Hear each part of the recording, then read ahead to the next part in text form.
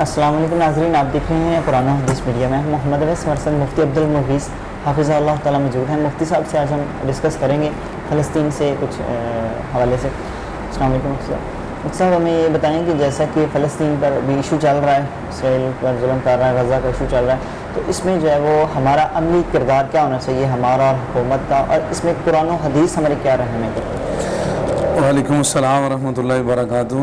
یہ تو ویسے بھی بہت بڑا ایک ٹاپک ہے، اس پہ تو جو ہے نا وہ ڈبیٹ ہونی چاہیے، کافی ساری چیزیں ہیں، 2-4 منٹ میں تو خیر چند ایک بنیادی باتیں میں آپ کو بتا دیتا ہوں کہ سب سے پہلے ہمیں اپنے جو ہے نا وہ ایمان اسلام کو سمجھنا چاہیے۔ جو اسلام کی جو ہے نا اسپرچل آف جو ہے نا وہ اسلام ہے نا، اسلام کی جو روح ہے وہ ہمیں بتاتی ہے کہ ہمارا کیا تعلق ہوتا ہے مسلمانوں کا آپس میں۔ ہمارے جتنے رشتے ہیں، خاندان کے رشتے، نسب کے رشتے، سسرالی رشتے، قوم کے، وطنی، قبیلی، قبائلی رشتے، ہمارے ذات پات، زبانوں کے، یہ سارے رشتے نیچے ہیں۔ جو اللہ تعالیٰ نے ہمارے لیے رشتہ ذکر کیا نا، وہ فرمایا انما المؤمنون اخوہ۔ یہ سب سے بڑی بات ہمیں سمجھنی چاہیے کہ مسلمان دنیا میں جہاں بھی ہیں وہ بھائی بھائی ہیں، اسلامی بھائی چارہ۔ اس کے اوپر جو ہے نا اسلامی بھائی چارے کے اوپر ایک بڑی شاندار گفتگو ہے ڈاکٹر ذاکر نائک صاحب کی، کوئی آج سے 20-25 سال پرانی، انٹرنیشنل لیول کے اوپر، کہ اسلامی جو بھائی چارہ نا، جب تک ہم وہ نہیں سمجھیں گے اور ہم نہیں سمجھا پائیں گے کن کو، دشمنوں کو، خود نہیں سمجھیں گے اور یہ اپنے عملوں سے انہیں سمجھائیں گے نہیں اور اپنے وینوں سے انہیں سمجھ نہیں آئے گی، وہ اس طرح مسلمانوں پہ ظلم کرتے رہیں گے۔ یہ ہمارا اسلامی رشتہ ہے، اور آج جتنی بھی سازشیں ہیں وہ ہماری جو اسلامی اخوت ہے نا اس کو توڑنے کے لیے ہیں اور ہمیں جدا کرنے کے لیے، کیونکہ اس میں پھر کافر جو ہے نا وہ اللہ کے جو دشمن ہیں وہ اس کی وجہ سے وہ سمجھتے ہیں کہ ہم غالب آ سکتے ہیں مسلمانوں کے اتحاد کو توڑ کر، اور ہمارا اتحاد اسلامی بھائی چارے سے ہوتا ہے۔ اللہ تعالیٰ نے نبی صلی اللہ علیہ وسلم فرمایا، حدیث قدسی ہے، صحیح بخاری شریف کے اندر بھی ہے، 65 نمبر ہے روایت، 6065 نمبر۔ اللہ تعالیٰ نے فرمایا کونوا عباد اللہ اخوانا، اللہ کے بندوں بھائی بھائی بن جاؤ۔ اللہ کا حکم بھی ہے اور ہمارا اصل رشتہ بھی اسلامی بھائی چارہ ہے۔ تو سب سے بڑی بات تو یہ ہے کہ ہر رشتے سے آگے یہ رشتہ ہونا چاہیے، اور اس کے لیے اتنی شاندار مثال ہے، رسول اللہ صلی اللہ علیہ وسلم نے جو مثال دی ہے نا، اس سے شاندار کوئی مثال نہیں۔ آپ نے اس رشتے کے آپس کے تعلق کو 2 طرح سے سمجھایا، ایک ہماری باڈی کے تعلق کو سامنے رکھ کے کہا کہ اگر آپ کے جسم کے کسی حصے میں کانٹا چھپ جائے، کسی حصے میں درد ہو، پورے جسم کو بخار ہوتا ہے کہ نہیں؟ ہوتا ہے، بالکل ہوتا ہے۔ کانٹا تو پاؤں کے اندر چبھا، آنکھ پانی کیوں بہاتی ہے؟ کیوں؟ اب آنکھ کو کہنا چاہیے کہ پاؤں ہی زخمی ہوا ہے، مجھے کیا ہے؟ چوٹ تو ہاتھ پہ لگی ہے، سر کو درد کیوں ہو رہی ہے؟ سر کو کہنا چاہیے میں ڈیفرنٹ ہوں اور ہاتھ ڈیفرنٹ ہے۔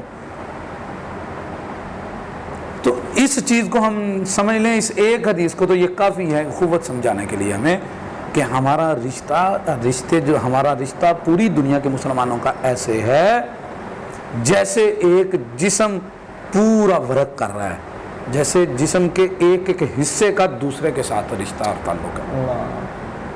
اقبال نے کتنا خوب کہا ہے، اخوت کا ہے مطلب یہ، چبھے کانٹا جو کابل میں تو ہندوستان کا پیرو جواں بےتاب ہو جائے۔ اگر کہیں کانٹا چبھ رہا ہے تو یہ درد جو ہے نا وہ مسلمانوں کو ہمیشہ محسوس ہونے چاہیے، ان کے درد کی۔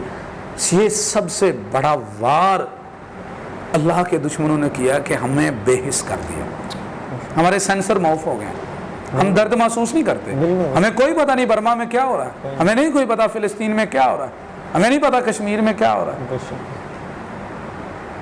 ہمارا برین جو ہے نا پروگرامنگ ہو گئی ہے، ہم اپنے درد کو صرف درد سمجھنے لگ پڑے ہیں، ہم مسلمانوں کے درد کو درد سمجھتے نہیں۔ اور جو لوگ مسلمانوں کے درد کو درد سمجھتے ہیں، سب سے بڑے وہ دشمن ہیں اس وقت کفار کے.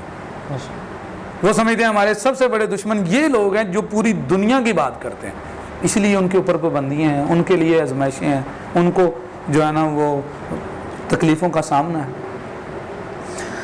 اور دوسری مثال رسول اللہ صلی اللہ علیہ وسلم نے دی ہے عمارت کی.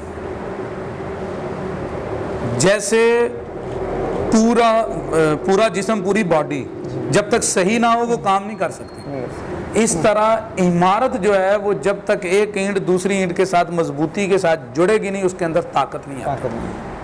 تو ایک نبی صلی اللہ علیہ وسلم نے ہماری قوت کا راز بتلایا, وہ اخوت ہے, یہ اسلامی بھائی چارہ. کہا جیسے ایک بلڈنگ تیار ہوتی ہے اور ایک اینٹ دوسری اینٹ کے ساتھ جڑتی ہے, اس طرح چونا گچ ہو کے اپنے بھائیوں کے ساتھ کھڑے ہونا ہے. ان دو ایگزامپلوں سے بڑی مثال ہو ہی نہیں سکتی تھی جو رسول اللہ صلی اللہ علیہ وسلم نے اپنی زبان سے دی.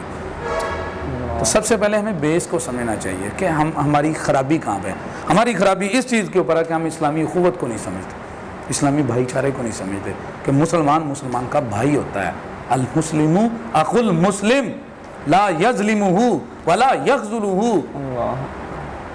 وہ اس پہ نہ ظلم خود کرتا ہے نہ کسی ظالم کے حوالے اسے کرتا ہے. آپ دیکھ لیں ہم خود بھی مسلمانوں پہ ظلم کرتے ہیں اور ظلم کے حوالے بھی کرتے ہیں. اور پھر اس کے بعد اگلا پہلو بھی ہے, وہ سوچنے والا سمجھنے والا ہے. وہ کیا ہے کہ اگر دیکھیں یہ جو وطن ہے, وطن ملک, اس ملک کا فائدہ بھی ہے, بینیفٹ بھی ہے. ہم پاکستان کے اندر رہتے ہوئے سلامتی اداروں کے شرائط کو سب کو مد نظر رکھتے ہوئے اس ملک کے پلیٹ فارم پر ہم اپنے تمام جو ہے نا وہ مسلمانوں کی مدد بھی کر سکتے ہیں. فائدہ بھی ہے کیونکہ یہ ہمارا گھر ہے, اس کی یہ جب محفوظ ہوگا تو ہم اپنے دوسرے مسلمان کی بھی حفاظت کریں گے. لیکن یہ نیگیٹو بھی استعمال ہو جاتا ہے. جیسے اقبال نے کہا تھا, ان تازہ خداؤں میں بڑا سب سے وطن ہے, پیراہن جو اس کا ہے وہ مذہب کا کفن ہے. اگر یہ وطن آپ کو اسلامی اخوت سے دور کرتا ہے تو اس کا مطلب ہے یہ ہمارے لیے وثن بن گیا, بت بن گیا. لیکن اگر یہ وطن ہمیں اور مزید مضبوط کرتا ہے کہ میں محفوظ بیٹھا ہوں, تو اب میں نے یہاں پر رہتے ہوئے ہر اعتبار سے اپنے اس مسلمان بھائی کی مدد کرنی ہے جو کمزور ہے, تو پھر یہ وطن ہمارے لیے کیا ہے, باعث برکت ہے. تو یہ وطن ہمارے لیے باعث عذاب بھی بن جاتا ہے, بلکہ فتنہ بت بن جاتا ہے, جیسے کہ شاعر مشرق نے خود اپنے کلام میں کہا ہوا ہے. تو وہ اس اعتبار میں جب آپ کہیں کہ میں محفوظ ہوں نا, ہنوز دلی دور است, بہادر شاہ ظفر کہتا تھا ہنوز دلی دور است, ابھی دلی بہت دور ہے. حملہ ہوا تو انہوں نے کہا ابھی دلی بہت دور ہے. فلسطین کے اوپر حملہ, یہ مکہ مکرمہ کے اوپر حملہ ہے, یہ پاکستان کے دارالخلافہ اسلام آباد کے اوپر حملہ ہے, یہ دنیا کے ہر مسلمان کے اوپر حملہ ہے. اور مسجد اقصیٰ پر حملہ, یہ آپ کی اپنی مسجد پہ حملہ ہے. اور فلسطین کے مسلمان کے اوپر حملہ وہ آپ کے دل کے اوپر حملہ ہے. مت یہ سمجھے کہ یہ فلسطین کے اوپر حملہ ہے. یہ ہے اسلامی اخوت بھائی چارے کا مطلب. اگر تو آپ یہ سمجھتے ہیں تو پھر ٹھیک ہے, پھر آپ کو وطن فائدہ بھی دے گا. تو وگرنہ پھر آپ کو سائیڈ افیکٹ ہو رہا ہے وطن کا. اور تیسری چیز ہے آخری, کیونکہ وقت تھوڑا ہے, اس کے لیے مزید ڈیپلی باتیں ہونی چاہیے. یاد رکھیے مسلمان کا جو معیار ہے منکر کو دیکھ کے وہ کیا ہوتا ہے. آپ صلی اللہ علیہ وسلم نے فرمایا مومن جو ہوتا ہے نا اس کے 3 لیول ہیں, اس کے بعد مومن نہیں ہے. یہ ذہن کے اندر رکھ لیں. جو تم میں سے کوئی چیز منکر دیکھے, اور سب سے بڑی یہ منکر بات ہے کہ لا الہ الا اللہ کی وجہ سے, اسلام کی وجہ سے مسلمانوں کو کاٹا جائے اور مارا جائے. یہ بہت بڑا منکر ہے کہ لوگ اللہ سے لڑیں, اللہ کے لیے جنگ کی جائے. تو جب آپ کوئی منکر دیکھیں تو اس وقت آپ کیا کریں, اپنے ہاتھ کے ساتھ روکیں. یہ سب سے پہلے, اگر آپ کے پاس طاقت ہے, پہلی سٹیج یہ ہے. اگر آپ اپنے ہاتھ سے نہیں روک سکتے, اپنی زبان کے ساتھ کھڑے ہو جائیں. اور زبان کے ساتھ کھڑے ہونے کا یہ مطلب نہیں ہے جیسے OIC کی وہ جو ہے نا وہ میٹنگیں ہوتی ہیں, UN کی میٹنگیں ہوتی ہیں, تو وہ میٹنگ میں جی ہم مذمت کرتے ہیں اور اٹھ کے چلے جاتے ہیں. یہ مطلب نہیں ہے. تب تک زبان کے ساتھ روکتے رہیں جب تک ظلم رک نہیں جاتا, یہ مطلب ہے. جیسے وہ سوشل میڈیا پہ خبر چلتی ہے نا کسی کے خلاف, تو جب تک وہ بندہ معطل نہیں ہو جاتا خبر چلتی رہتی ہے.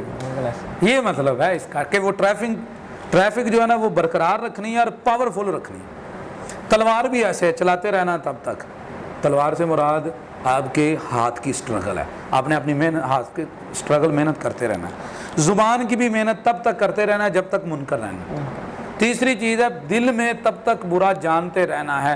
اگر آپ اتنے ہی کمزور ہیں, آپ زبان سے بھی نہیں بول سکتے, ہاتھ سے بھی نہیں یوز کر سکتے, تو پھر دل سے جو ہے نا ان کے ساتھ کھڑے ہو جائیں. آپ رونا نہیں آتا تو رونے والا منہ تو بنا لیں, کبھی اٹھ کے ان کے لیے دعائیں تو کر دیں. آپ نے تو بڑے آرام سے عیدیں گزار لی بچوں کے ساتھ, تو وہ جن کو عید والے دن بھی سکون نہیں تھا, ہمیں تو صرف اپنی فکر ہے. ان کے لیے کیا سوچا ہوا ہے. ہم کہتے ہیں کہ پہلے ہم اپنے آپ کو بچا لیں. آپ اپنے آپ کو کیسے بچا سکتے ہیں؟ اگر آپ کا ہاتھ کٹ گیا ہے, آپ کا سر کٹ گیا, آپ کے قدم کٹ گئے ہیں, آپ کو ایک ایک کر کے کاٹا جا رہا ہے, تو آپ کہہ رہے ہیں میں اپنے آپ کو بچا رہا ہوں. آپ اور سارے مسلمان پورے جسم کی مانیں گے. تو پھر اگلی چیز یہ ہے دل میں برا. اگر یہ بھی نہیں ہے تو پھر مومن نہیں ہے. پھر اپنے ایمان کی فکر کریں, مسئلہ بڑا خراب ہو چکا ہے. تو میں سمجھتا ہوں کہ شاید ہم تو دلی کیفیت سے بھی نیچے گزر چکے. اب یہاں پر ایک چیز ہے, اس کو بھی مد نظر رکھنا چاہیے کہ یہ نہیں چاہیے کہ ہم فوراً حکمرانوں کے اوپر برسنا شروع کر دیں. ان کے اندر بھی کوئی نہ کوئی کیفیت ہو سکتی ہے, وہ پتہ نہیں کس سٹیج کے اوپر ہیں, ہم اس کو نہیں سمجھتے. ہاتھ کے ساتھ روکنے کی سٹیج پہ ہیں, زبان کے ساتھ روکنے کی, یا دل کے ساتھ ہیں. اب دیکھیں نا, نبی صلی اللہ علیہ وسلم نے جس وقت صلح حدیبیہ کی, یہ پوائنٹ بڑا اہم ہے سمجھنے کے لیے. جہاں پر بھی مسلمانوں کے لیے کوئی مسئلہ ایشو اٹھتا ہے, دعوت قرآن و سنت اپنی یہ پہچان ہے.